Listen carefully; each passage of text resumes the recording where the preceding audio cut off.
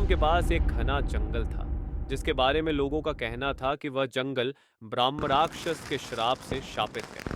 रात में उस जंगल के अंदर जाने की हिम्मत कोई नहीं करता था, क्योंकि जो भी वहां गया वह कभी वापस नहीं लौटा।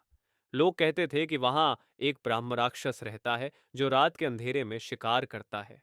एक दिन अजय नाम का युवक, जो इन कहानियों पर यकीन नहीं करता था, अपने दोस्त विनय के साथ जंगल की सच्चाई जानने का फैसला करता है। गांव के बुजुर्गों ने उन्हें रोकने की बहुत कोशिश की, लेकिन उनकी जिज्ञासा ने उन्हें वहां जाने से नहीं रोका। शाम के समय वे दोनों जंगल के अंदर दाखिल होते हैं। शुरू में सब कुछ सामान्य लगता है, पेड़ों की सरसराहट, पक्षियों की आवाजें। लेकिन जैसे जैसे रात गहराने लगती है, जंगल में एक अजीब सा सन्नाटा छा जाता है। चारों ओर सिर्फ हवा की सरसराहट और अजीब सी आवाजें सुनाई देती हैं।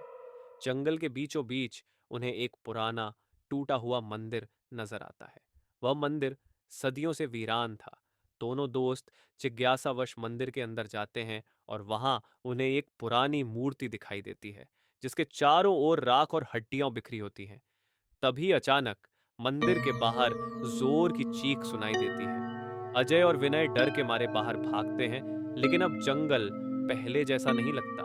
पेड़ जैसे उनसे बात कर रहे हों और हर तरफ एक अनजानी परछाई उनका पीछा कर रही हो। विनय आए कांपते हुए, अजय हमें यहां से भागना चाहिए, ये जगह सही नहीं है। लेकिन जैसे ही वे भागने की कोशिश करते हैं, अचानक से उनके सामने एक लंबा भयानक राक्षस प्रकट होता है। उसकी आंखें लाल और चमकती हुई थीं और उसके चेहरे पर एक विकृत हंसी थी। ब्राह्म राक्षस, तुमने मेरे जंगल में कदम रखने की हिम्मत कैसे की? अजय और विनय डर से जडीडीएच हो गए। राक्षस धीरे धीरे उनकी तरफ पड़ने लगा। तभी अचानक विनय बेहोश होकर गिर जाता है। अजय अपने दोस्त को बचाने के लिए पूरी ताकत लगाकर राक्षस से लड़ने की कोशिश करता है, लेकिन उसकी शक्ति के आगे बेबस हो जाता है। अंत में अजय ने हिम्मत जुटाकर भगवान का नाम लिया और एक पुराना मंत्र याद किया जो उसकी दादी ने उसे बचपन में सिखाया था। मंत्र सुनते ही ब्राह्मणाक्षस जोर से चीखते हुए गायब हो गया। कहानी का अंत।